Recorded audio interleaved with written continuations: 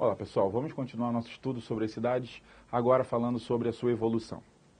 Quando nós criamos um espaço aglomerado, um espaço com certa coerência dentro dele, com funções urbanas, você começa a ter ali um espaço de atração. Como assim?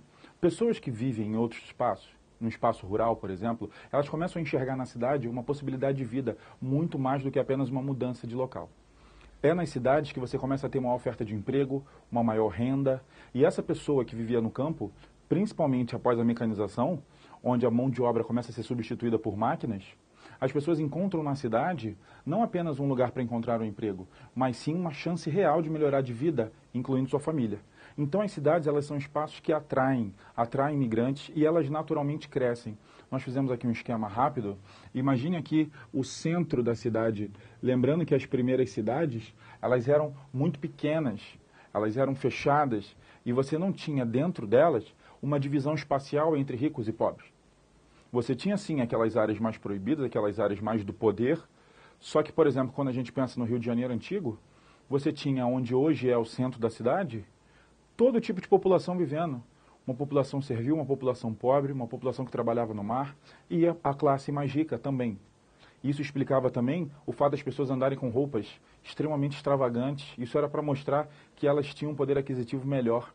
Então as cidades, elas eram aglomeradas e naturalmente com o surgimento de novas funções e com a chegada de mais pessoas, elas começam a expandir.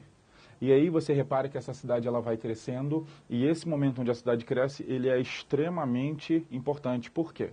Porque uma cidade sem planejamento, uma cidade de crescimento natural, ela começa a apresentar problemas estruturais. Já uma cidade planejada, ela consegue driblar certos problemas com esse planejamento prévio. Quando nós temos essa situação aqui, onde a cidade cresce, onde chegou uma hora que nós temos que determinar para onde ela vai crescer, que tipo de população vou colocar em cada espaço, surge naturalmente os privilégios. Como assim? De onde surgiram esses privilégios? As populações mais ricas, elas ficam no que a gente chama de áreas privilegiadas. São hoje os bairros ricos das cidades. Essas áreas, esses espaços, eles contarão com uma rede urbana muito melhor, uma qualidade de serviço muito maior. Serviços de transporte, de segurança, oferta de comércio, num nível muito superior, onde a população rica habitará e gastará o seu dinheiro. Isso responde à lógica. Já a população mais pobre, ela acaba sendo jogada para áreas mais distantes. E aí você começa a ter um processo importantíssimo na cidade, chamado de segregação socioespacial. Certamente você conhece esse termo. E você sabe que segregar, ou seja, dividir, separar, o que isso aqui está querendo dizer? Eu separo o espaço pelas classes sociais. Isso é segregação socioespacial. Eu vou dividir, literalmente dividir a minha cidade em áreas ricas e áreas pobres, em bairros ricos e bairros pobres. E aí a segregação se fez. Só que a cidade é um organismo natural. Como assim?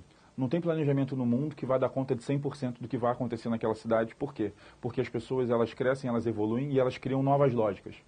Como assim? O que você está falando? Olha só. Imagine que eu dividi uma cidade em bairros ricos e bairros pobres.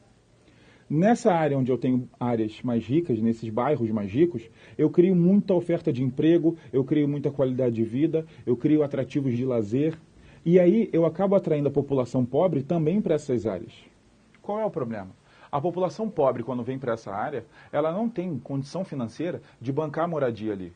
Então começa um processo muito comum chamado de favelização. O que é isso? É a ocupação irregular de áreas que naturalmente não eram para ser ocupadas, que geralmente não contam com infraestrutura, não contam com saneamento, rede de transporte.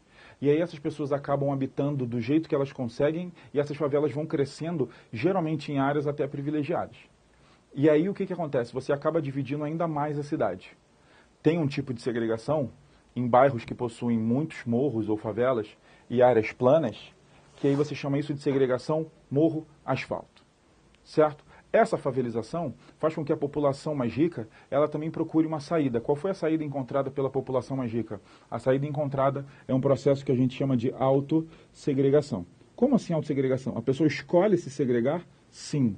Ela acaba procurando para morar os grandes condomínios fechados. Como assim?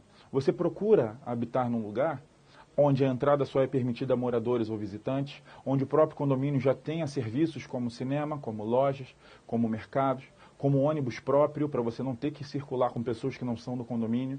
Então, por opção, você escolhe pagar um lugar onde você está isolada da lógica de outras pessoas em volta de você. Você vive a lógica do seu condomínio. E aí nós chamamos desse processo de autossegregação. Só para a gente dar um dado, a ONU estima que entre 25% e 30% das pessoas que vivem em grandes cidades estão ali entre o limite da pobreza e da extrema pobreza. Então, essa população extremamente pobre que habita as cidades, ela acaba incentivando tanto o processo de favelização quanto o processo de autossegregação. Isso demonstra uma clara falha no sistema de planejamento urbano. Certo? Pessoal, até o próximo.